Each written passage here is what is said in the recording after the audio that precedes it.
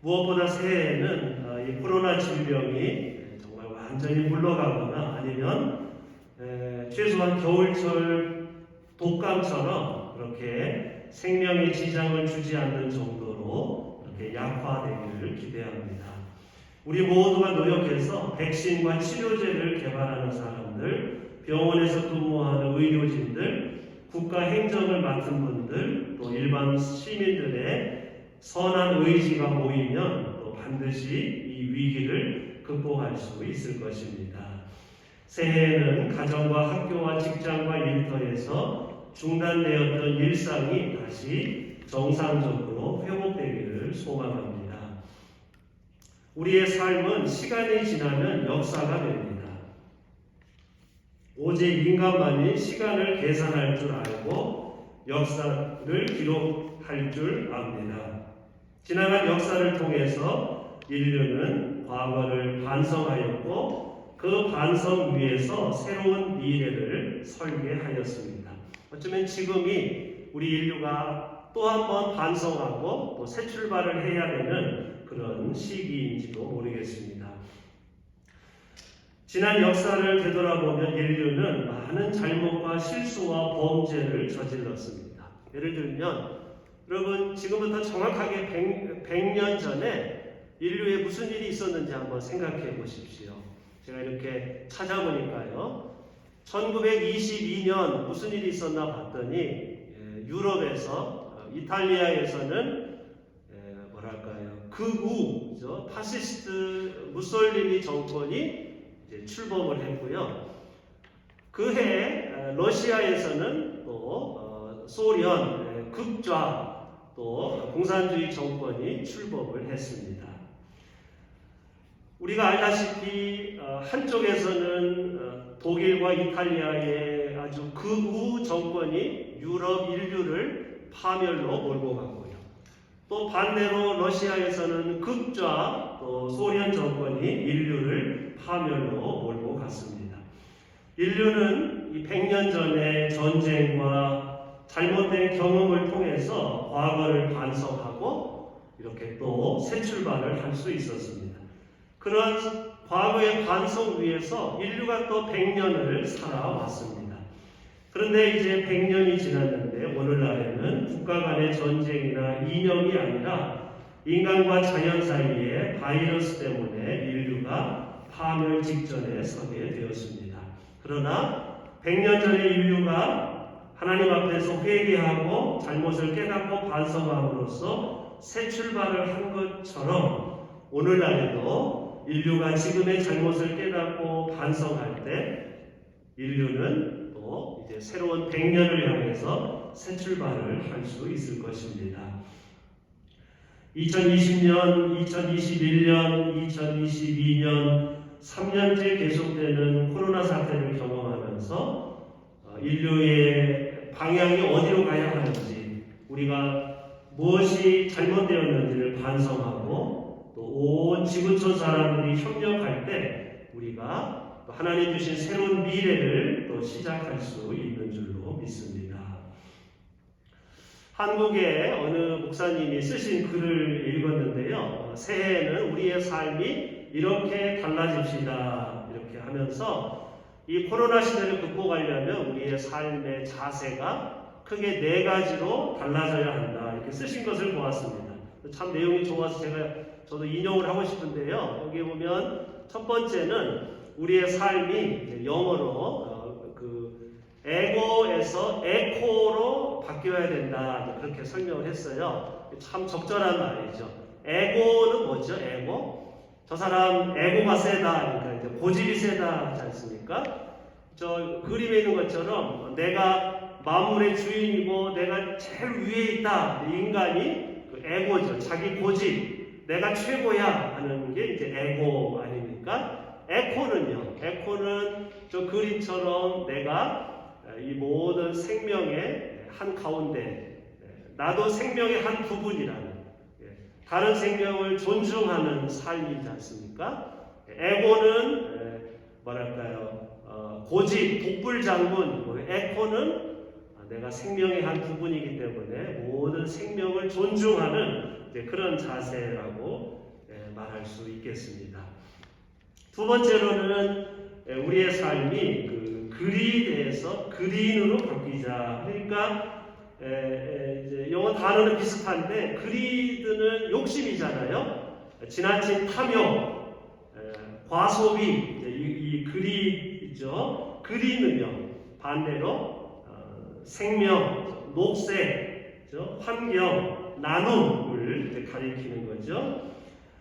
나만을 위한 과소비, 탐욕, 욕심에서 벗어나서 이 지구촌 생명이 모두가 녹색, 건강한 세상이 되도록 이 환경을 망쳐놓은 우리 인류가 욕심을 내려놓고 소비를 줄이고 기후변화에 대비하고 또 생명과 환경을 우선시하는 삶을 살자는 메시지입니다. 1900년만 해도 지구에서 인간이 차지하는 땅이 14%였다고 합니다. 그런데 100년이 지난 후에 지금 지구에서 인간이 차지하는 땅이 77%라고 합니다. 인간의 영역이 막 확장이 되어서 이 자연을 막 이제 침범하는 거죠. 인간이 욕심을 부린 결과 동물에서 기생하는 병이 인간에게 옮겨졌고 기후 변화가 일어나게 되었습니다. 그다음에 이제 세 번째는 이제 솔리터리에서 솔리데리티로 바뀌자 이렇게 표현을 했는데요. 솔리터리는 고독하게 이제 이웃과 단절되어서 그냥 혼자 사는 삶을 가리키고요. 솔리데리티는 서로 만나고 의지하고 협력하고 연대하는 삶을 가리키죠. 이제는 개인이나 국가가 혼자서는 삶의 문제를 해결할 수 없습니다. 서로 두드리고 의지하고 지혜를 모으고 서로 협력해야 합니다. 이웃과 떨어져서 홀로 사는 삶은 건강하지 못합니다. 그리고 마지막 네 번째로 우리의 삶이 hostility에서 hospitality로 바뀌자. 이것은요, hostility는 분노, 미움, 혐오, 배척을 가리키는 것이고요. hospitality는 환대하고 환영하는 삶을 가리키죠. 100년 전에 1922년에 우리가 경험했듯이 인류는 오랫동안 서로 미워하고 나와 이념이 다르거나 피부색이 다르거나 인종이 다르거나 종교가 다르거나 성적 취향이 다르거나 자기보다 약한 사람들을 희생양으로 미워하고 그래왔습니다. 지금도 그런 삶을 사는 사람들이 있습니다. 그렇게 누군가에게 분노를 쏟아붓고 누군가를 미워하면 자신도 망하고 그 사람도 망하게 될 것입니다.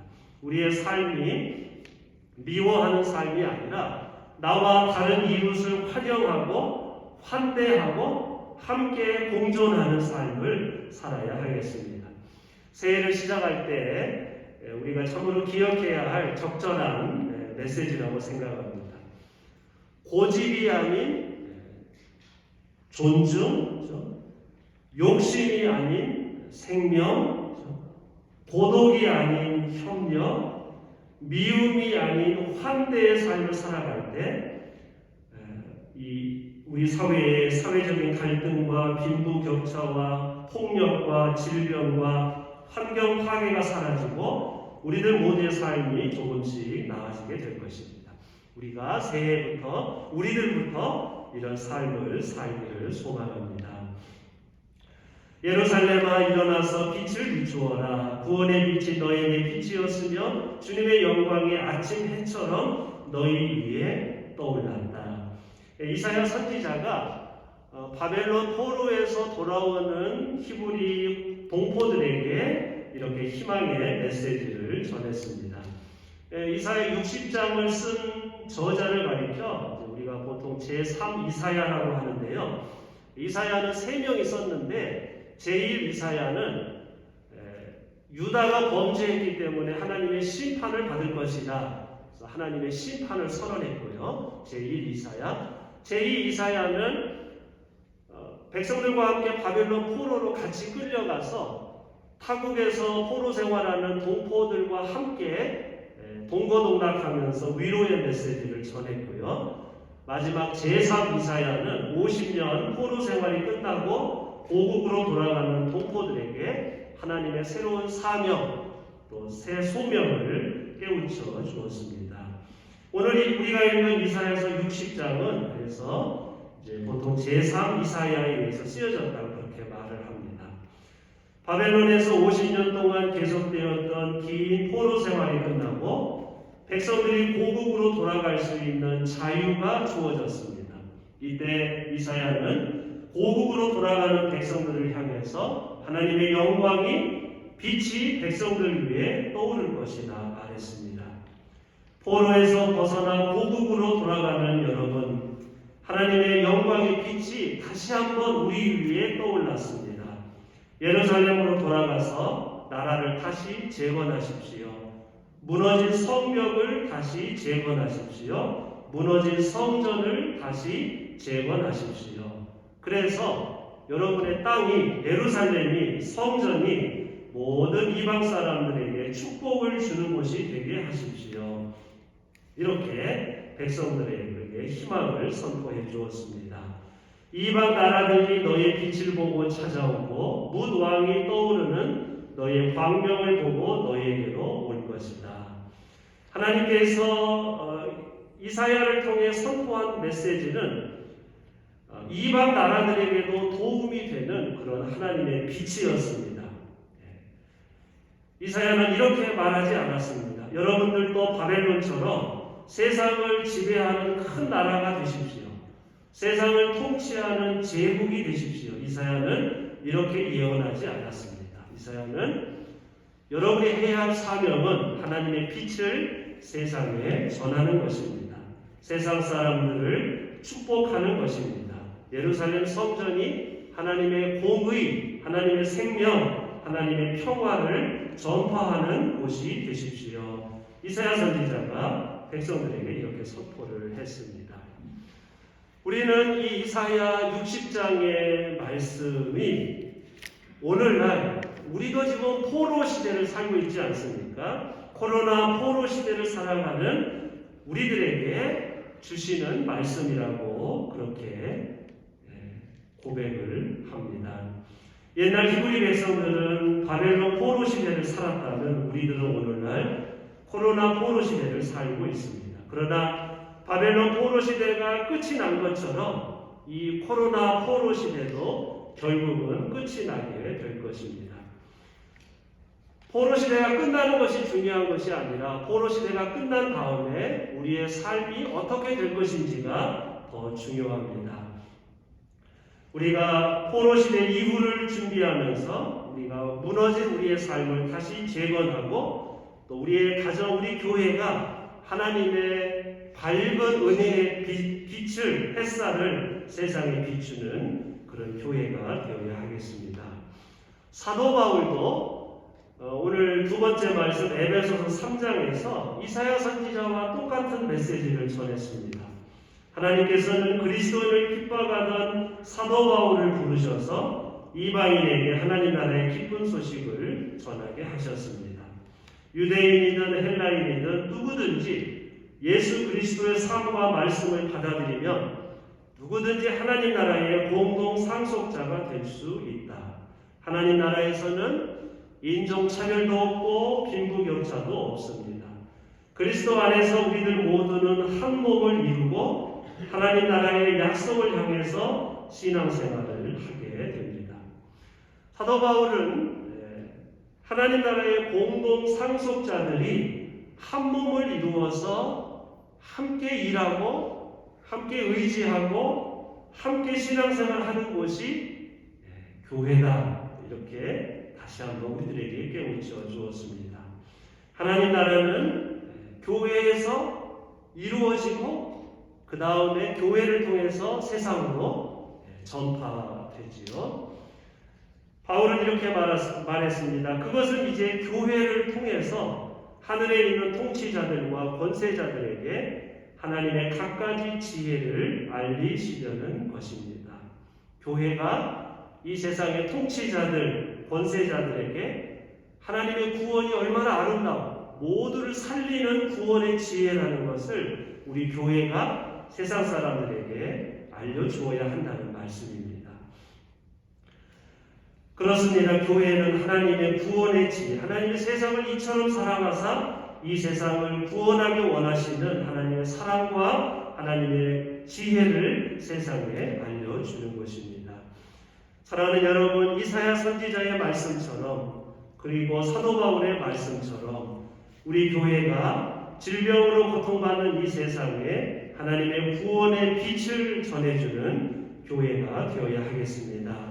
하나님과 인간과 자연이 한 몸이라는 사실을 세상에 알려주고 하나님의 지혜를 세상에 알려주는 교회, 세상을 구원하고 치료하는 영광의 빛을 세상에 전하는 우리 교회가 되어야 하겠습니다. 새해에는 우리들이 하나님께 부름받아서 빛의 사자가 되어서 이 지치고 힘든 이 세상에 하나님의 위로, 하나님의 은혜를 전하는 우리 교회가 되어야 하겠습니다. 고집이 아닌 존중, 욕심이 아닌 생명, 고독이 아닌 협력, 미움이 아닌 환대의 삶을 살기로 다짐하면서 새해는 이 교회당을 통하여 쓰러지고 지치고 넘어져 있는 많은 사람들을 일으키는 그런 구원의 장소, 생명의 장소가 우리 교회가 되어야 할 줄로 믿습니다. 기도하겠습니다. 하나님, 코로나 포로 시대를 살아가는 저희들을 불쌍히 여기사 주님, 저희들 모두를 이 질병에서 해방시켜 주시고 이 죄악에서 포로에서 해방시켜 주옵소서. 오래전 이사야 선지자가 선포하였던 것처럼 주님께서 오셔서 저희들을 해방시켜 주시고 하늘의 영광의 빛을 비추어 주시기를 소망합니다. 저희들이 주님의 빛을 받아서 세상을 치료하고 세상의 어둠을 밝히게 하옵소서. 오늘 말씀처럼 저희들의 교회가 생명을 살리는 교회, 하늘의 지혜를 세상에 전하는 복된 교회 되게 하여 주옵소서. 예수 그리스도의 이름으로 기도하옵나이다.